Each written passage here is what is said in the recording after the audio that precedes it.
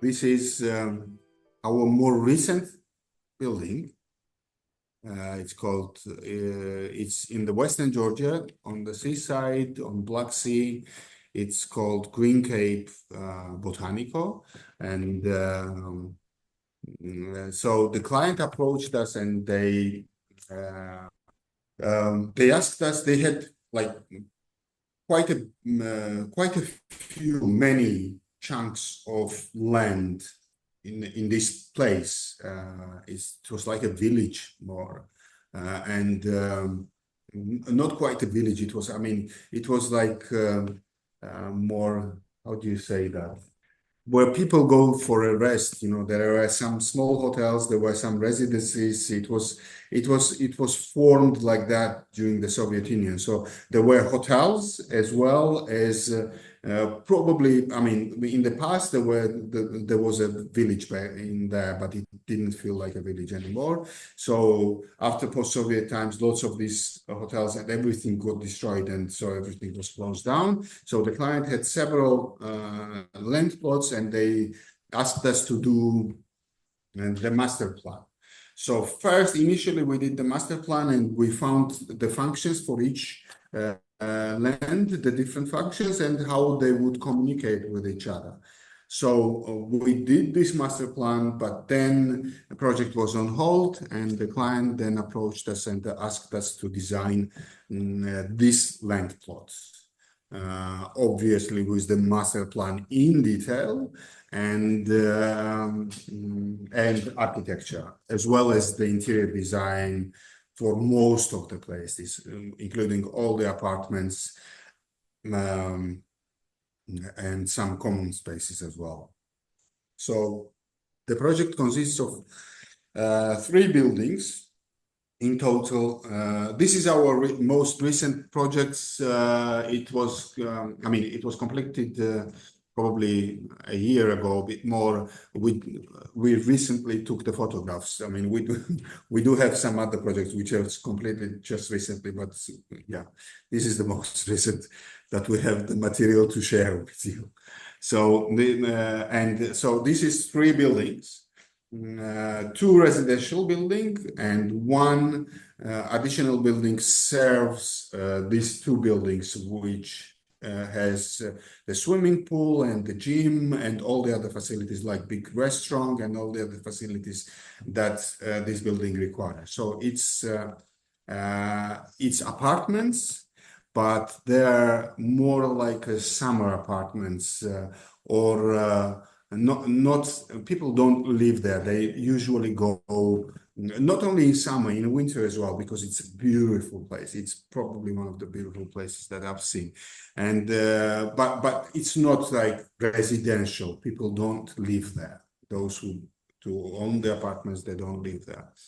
So it consists of 3 buildings, and the way we approached the master plan was to raise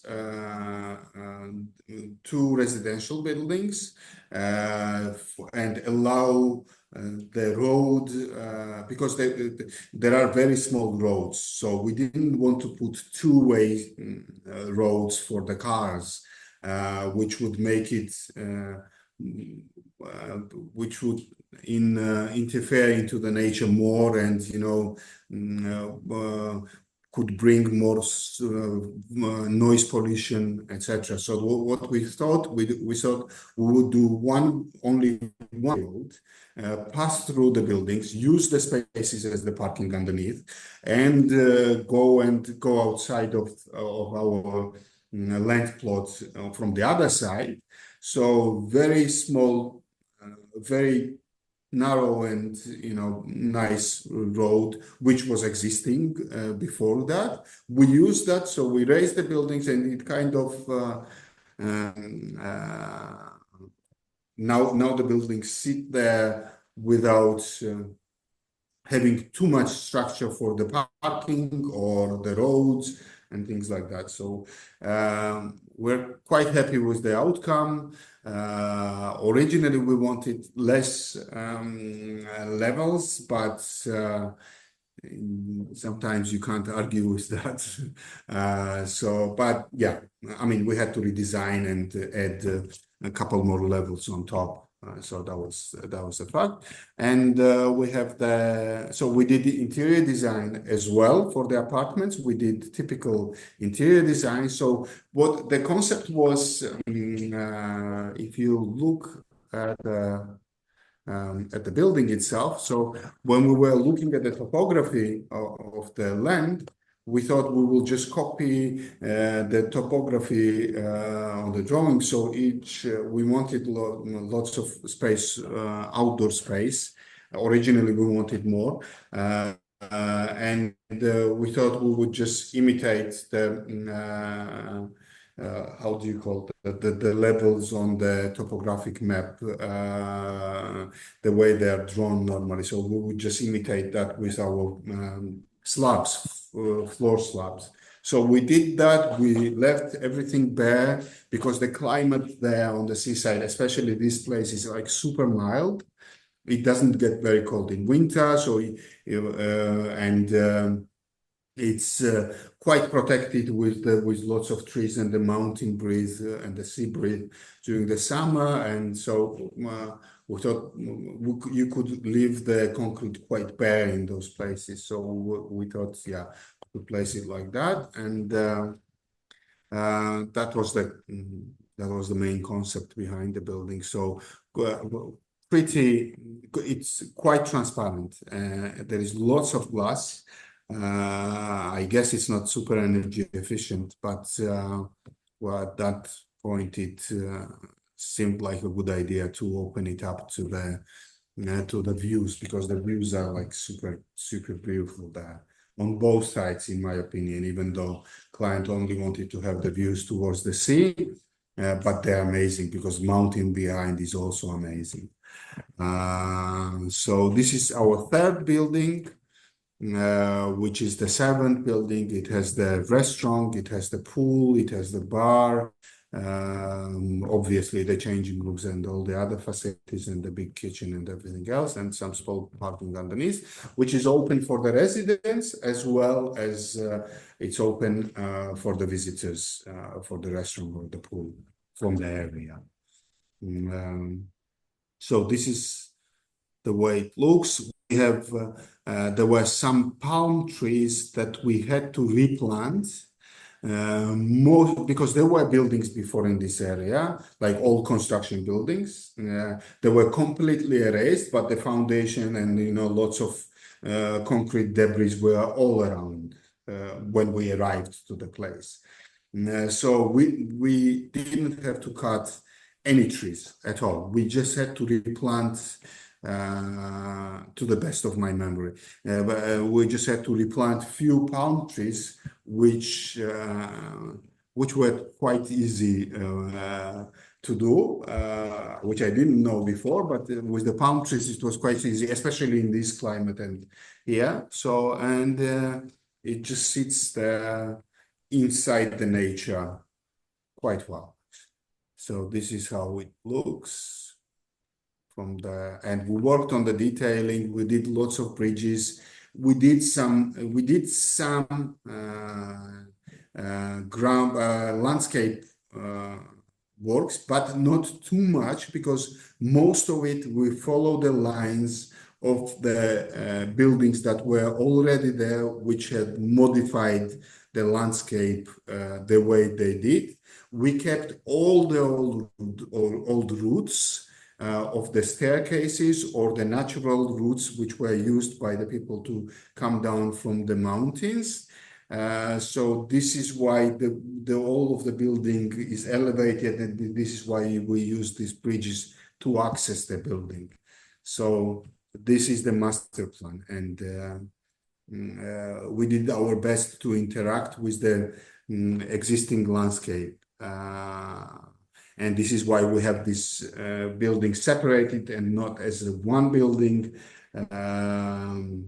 Yeah, and all of that. This is what I mentioned about the route, which passes below the buildings, and also the space underneath is used as the parking. So we didn't have to do any additional places and lay it with concrete and so on. So all the roads are existing when There were existing roads. Obviously, we had to do some adjustments because some of them were like too stiff at some point. Some of them were not visible anymore. But most of it, I would say at least 80 to 90%, they were existing. And these spaces underneath, I mean, in between the building, there were the natural roots with the staircases originally there, which we reused. And we didn't create any other ones. So you could still have the same landscape as when we arrived there. I mean, you could still travel through the landscape same way as when we arrived there in the beginning. Yeah, we even had to restore some of the places because staircases were, well, most of it we had to restore, but in some of the places staircases were gone and it was covered by debris of the old building, concrete or some earth pieces. So it was hard to go, but there were still places and that we had to repair and do it. So yeah, this is how we started, how we approached this land. The rest, the architecture is quite simple, actually. We imitated the facade was inspired by the landscape as well, the breaks on the facade. Yeah, the contours of the landscape, I believe. Contours of the landscape. I mean, we imitated it. We didn't copy it. It's not the same. It's just the concept, the form of the building imitates the whole thing, but we've elevated it. There were some adjustments to the landscape, obviously, but because these buildings are larger than what was there originally, but we kept it to the minimum that we could. Not everything went by the plan, obviously. Client wanted to make some practical changes as well in terms of the budget and so on. But most of it is kept, so I would say we're happy overall. And what was the reason why you had to place the House of Wellness on the far side rather than near the entrance of the road? House of Wellness wasn't there in the beginning. Right. I mean, when we started, it wasn't there. Our master plan had just the swimming pool because there was this huge flat area where now House of Wellness stands. It was a big flat area with trees around it, and so we thought it's a nice place for the swimming pool. And all we have to do is just put the swimming pool in and probably have the small, huts of bar and, very small, minimal changing room just to cover yourself up. So just naturally to integrate that. But then when we already almost completed the design of the residential buildings, client decided they wanted more, like big restaurant and so on and so forth. So it just our swimming pool just turned into the building with the swimming pool on top. Yes. So these are some of the drawings. Sections. This was quite complicated in terms of the structure. Also, we worked a lot on it. I think that it's pretty much there. Unless you have any questions, I think. I'm kind of curious about to know the process of picking materials and different textures in the project. How you went to these steps? And was there intentional to be like this minimalistic so you can showcase the landscape more, or it was about the style or the budget? No, I mean, the whole thing is about landscape. This building without its landscape wouldn't I mean, I wouldn't even look at it. It was all about landscape. And the simplicity just came with it because we had to underline it, and then we had to underline that the landscape is the lead here, and this is why this is why we are here. This is why those who will occupy this place in the future will be here. And this is how we started. We wanted to interact at minimum. Obviously, with such a size building, you couldn't do bare minimum. And obviously, it would be best to leave it just as it was. But as architects, we have to do our work. And we have to do our best to preserve as much as we can and still make it viable for the client. And this is what we did. So we kept it simple, but we didn't want to. It is simple in terms of the materials. But we used lots of techniques, architectural techniques, to make it also architecturally pleasing for those who would occupy it in the future, and for ourselves as well. That's true, yes. And one last question from me. Does the residents of this place use it as their permanent house, or is just more like a summer resort type of residence? I don't. Well, it's mostly the summer resort, but it's used during all the seasons, because that place is, before this place was only for summer, and Ajara was only for summer somehow. I mean, you probably notice the tendencies that before people were attracted to only the summer places where there was like 40 degrees heat all the time, and it had to be empty of all the trees, and if there was a single rain, nobody would go there, and you had to plan your summer holidays with extreme heat non-stop. And nowadays it's not like that, and because this place is subtropical climate, which gets lots of rain, but the whole beauty is in that rain, which creates the nature and the nature the way it is. So I would really hope, I know it's not being used only for summer, and I would really hope that it's going to be all year round place in the future, and I believe it will be. But it's not the residence. People don't live there because there are those are expensive residences for that place. So people who own those apartments, they're not residents in those parts of Georgia. They're probably more from the bigger cities and from eastern or western Georgia, from capital, or maybe from nearby Batumi, but more city people, I would say. So those are holiday places. I wouldn't say summer holiday places, but holiday apartments, which are rented out quite a lot as well. Hopefully will be rented out more and more, so that it's constantly occupied and alive and dynamic all the time, not just sits there waiting for a couple of months. Something that I'm really also interested in, how other designers are able to capture the sense of place, that feeling.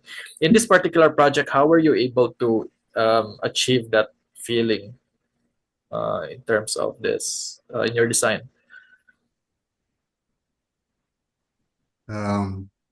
I guess it's a combination of few things. One, One is the taste that you have as the unity of designers, as the company in our case, partnership, and everyone else involved in the design. But also we do, as I've mentioned for the previous project, I mean during our previous talk, is that we do lots of research. We come up with the idea for the project. Then we also do lots of research. We agree on the concept because we are lots of individuals inside MUA, and when we design the building, it doesn't mean that our ideas always align, and even our tastes are always the same. We base our outcome on the research and the studies and the ideas that we agree on. So, and we also do, once we agree on that, on the main, once we agree on the spine of the concept, then we do lots of tests. We do infinite tests. First, we obviously approach the function of the building, what the program that we need to receive at the end, and then we do lots of tests. Visual tests, in starting from 3 sketches, 3D, and lots of references, obviously, we look into, and the scale models. Scale models are something that never is always the big part of our design. Even during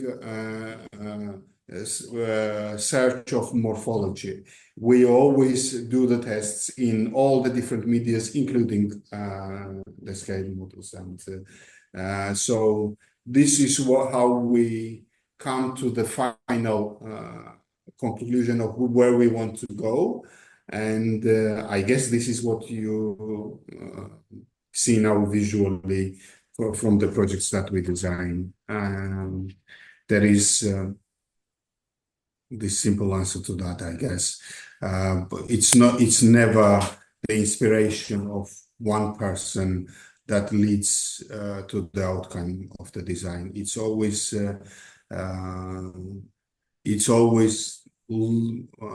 trials and errors all the way, and we try to do all the scenarios until we realize that the one that we like is the right one.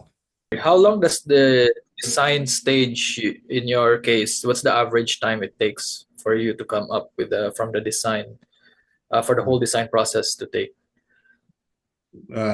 In Georgia, normally things are moving really fast. So we've never had a project where we completed our drawings, produced the working drawings and construction documentation, and then the construction started. Normally, when we completed the concept design and just moved to the detail design, this is where the excavation starts, and then design goes in parallel with the construction. So we always estimate about 8 weeks, 6 to 8 weeks for the concept, and then we say 8 to 10 weeks for the detailed design, 10 to 12 weeks for the technical design. But obviously, the last 2 stages, they stretch for longer, and we even know in advance, but so normally our designs take about 6 to 8 months, but from the third month, by the end of 3rd month, almost all of our projects are in construction stage. Right. That's because we get to the stage where we have the structural design concepts and the design, with the structural designers, and we have the dimensions for the foundation. So that already gives you the chance to start excavation, and then by the time the excavation finishes, you already have the foundation drawings, structural design drawings for the foundation. So that gives you the plenty of time, and then we're in, then we're in. Right. That's quite curious because in our case, we have to produce all the drawings before we even get to have the permit and the construction. So that's quite, that's quite fast-paced and efficient, I guess. Yeah. Well, regulations are getting tougher now in Georgia as well. And so in one day, I think that's going to happen, that we will have all the drawings, and then we'll move to the construction. Yeah. So last question from me. So what could you say are your design philosophy and values that all your design decisions of each project revolve on?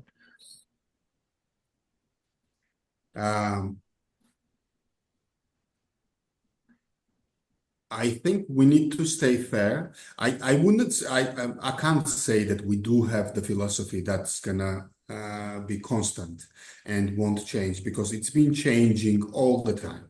Right. I think we need to be honest with the architecture that we make, with the design that we produce, and we live in very interesting times. Besides all the bad stuff that's happening, we live in the very interesting times. We're in the process of another industrial revolution that will completely change how people live, how people build, how they work, and how they exist. So I don't, I can't really commit myself to the one philosophy that's been in the past will remain the same in the future. No, I would like to stay open to the future, and even with our little experience in the past, we never wanted to stick to the same design or same philosophy, because we've been growing ourselves, and I really hope that we will continue to grow. Our buildings are very different from the core to its core of the concept, to its to its philosophy, and I think we will see. I don't think we have one thing to agree on inside the team, that we will stick to it. All we want to do is what we are doing. We want to stay open and honest to the architecture that we produce, and to the nature that surrounds us, and to explore more what people want, and what we want to see behind of what people say to us. We really want to explore into what they want as the future occupiers of our building, for those who as the clients who want something from us. We want to be honest to our clients as well. And I think that's the only way to approach, and the rest is we're just open to the future, and we'll see where it takes us. Yeah, that's well put. Maddie, so you have Devi, we have this final question, and that's: what's your advice to the new generation of architects and designers that want to start their career now?